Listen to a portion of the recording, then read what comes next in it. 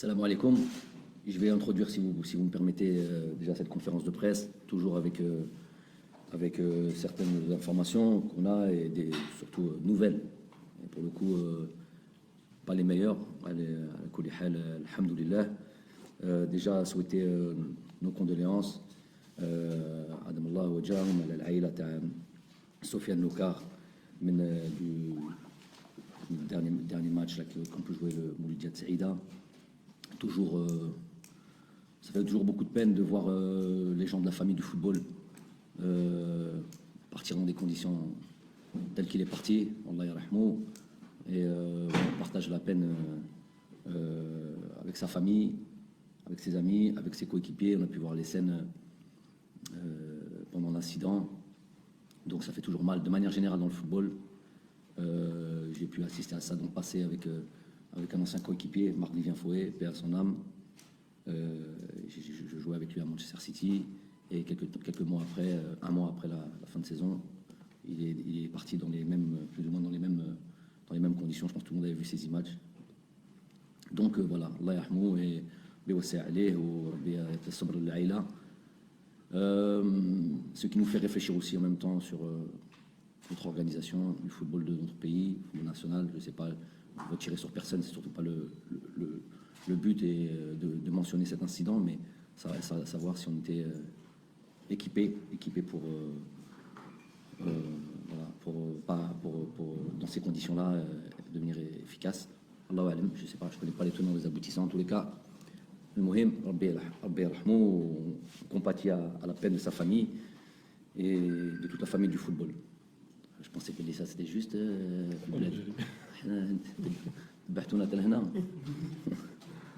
et Ami Abdelkader aussi, un célèbre supporter de l'équipe nationale, fervent supporter de l'équipe nationale, Rabbi yarhamou aussi, amoureux de son pays en général et de l'équipe nationale en particulier. Il nous a quittés aussi, Rabbi yarhamou, Rabbi wasi' alayh, tasabr al-aïla. On peut commencer. مجيد وطنين الجزيرة. جمال نبداو من الاخر. اول شيء عندي سؤالين سريعين معليش بالدرجه او الانجليش يعتبر المهم فرنسيه باش نجوزوا في القناه. اول شيء جمال، لماذا اختيار دوحه معسكر للمنتخب الوطني، وهذا يحدث للدوره الثامنه على التوالي؟ شاهدنا بطوله سابقه في مصر. والسؤال الثاني اللي هو في ذهن الشعب الجزائري، جمال قبل دورة مصر قال أنا ماشي للفوز باللقب وحقق ذلك بكل شجاعة. هل هو نفس الهدف لجمال بوماضي في دورة الكاميرون المقبلة بحول الله؟ أنا نرد لك شوية بالعربية بالفرنسية. للأسف إحنا on maîtrise pas la langue parfaitement. Donc on va essayer de répondre. Donc أول شيء المعسكر هنا في قطر. بون ديجا لا بروميير دي شوز سي انا علاقه مع بين الاتحاديه الجزائر وتاع قطر. دونك يسهلونا الامور، يسهلونا في الملعب، في لا بوسيبيليتي بان نجيبوا الفريقين هنا ديما تكون سهله بان نجيبوهم هنا وبنلعبوا هذه المباريات، ما نقولش وديه، بل المباريات اللي دو بريباراسيون. اي دونك هذه اول شيء لي كونديسيون الامكانيات اللي عندنا هنا pour préparer une compétition في احسن ظروف. on a vraiment tout ce qu'il nous faut. هذه الاول شيء. on a aussi la convention مع Spetar, vous le savez aussi, ce qui permet au cas de soucis, de petits pépins physiques ou عندنا, ça arrive souvent, la possibilité de faire rapidement des examens, prendre en charge nos joueurs pour des soins, pour des choses comme ça, dans des conditions optimales, voilà.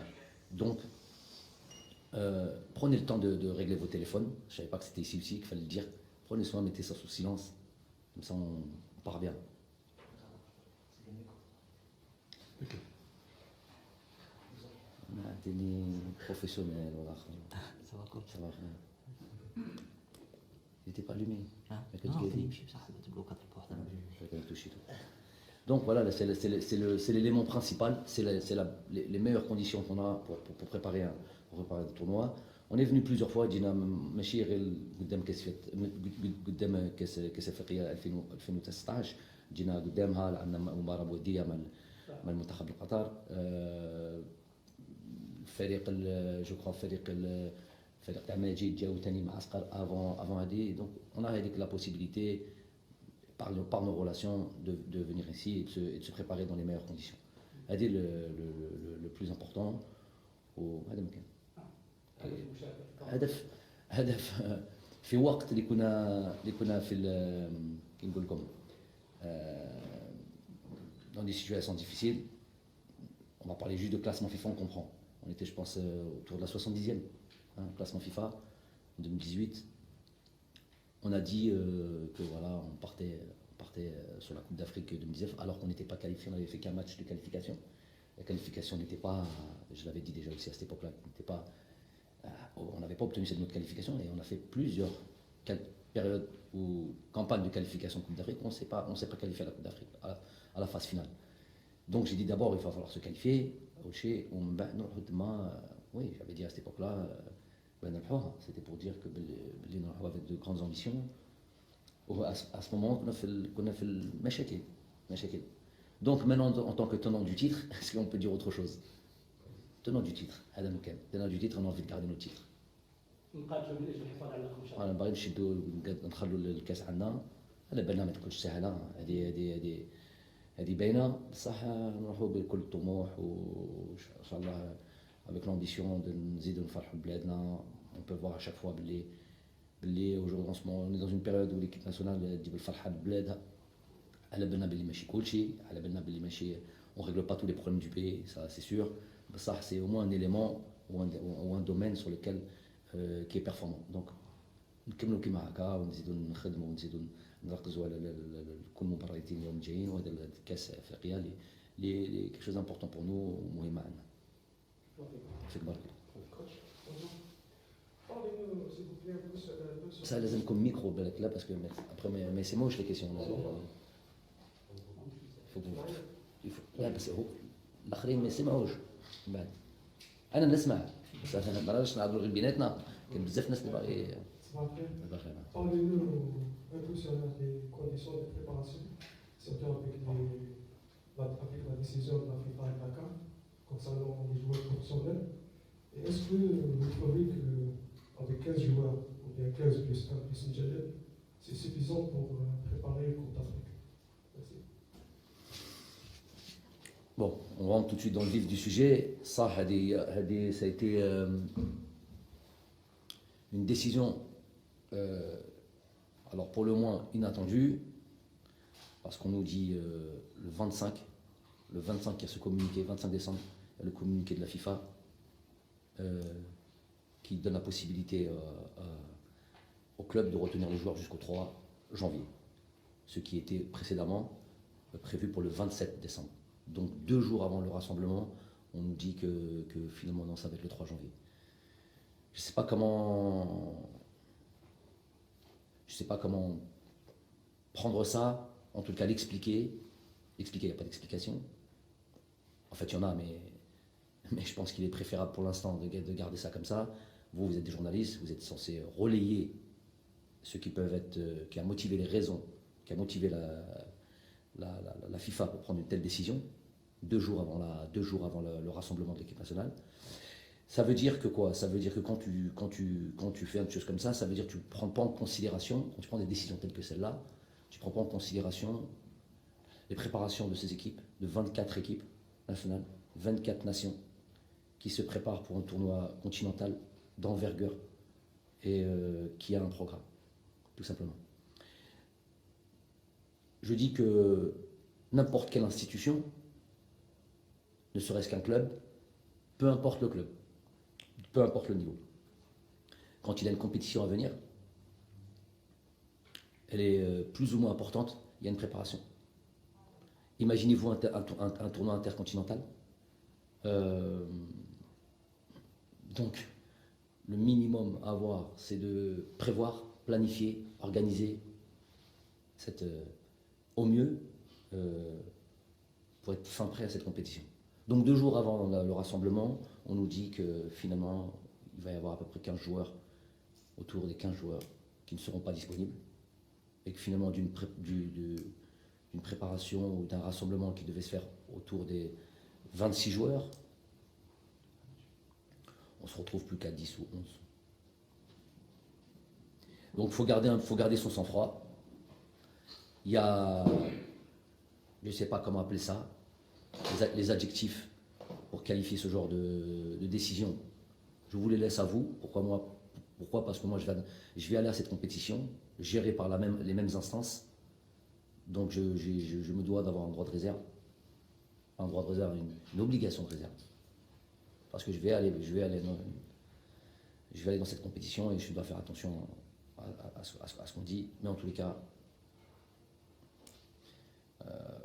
c'est tout simplement pour moi, moi qui aime planifier, moi qui aime anticiper, incompréhensible. Incompréhensible, vraiment incompréhensible, donc j'en dirai pas plus.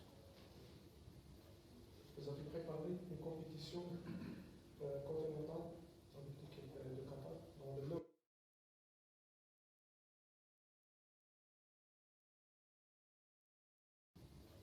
Vous avez préparé une compétition continentale avec l'équipe de Qatar dans le même mois. Est-ce que c'est les mêmes conditions? Non, je pense. Non, نقول لك ما كاينش كاع. C'est pas le cas pour l'Europe, pour la Coupe américaine, pour la Coupe d'Asie, c'est juste pour la Coupe. Thomas les autres c'est vous qui devez dire ça. moi كما قلت لكم انا راح ننفس مع وهما اللي باغي يسيروا هذه البطوله. دونك لازمني ما نجمش نقول كل شيء. اذا نفرغ قلبي تعرفوا j'ai mille choses à dire. Je suis obligé d'avoir une obligation de réserve. ما نجمش نقول كل شيء. بصح la seule chose que je peux dire, le minimum du minimum, c'est l'incompréhension totale.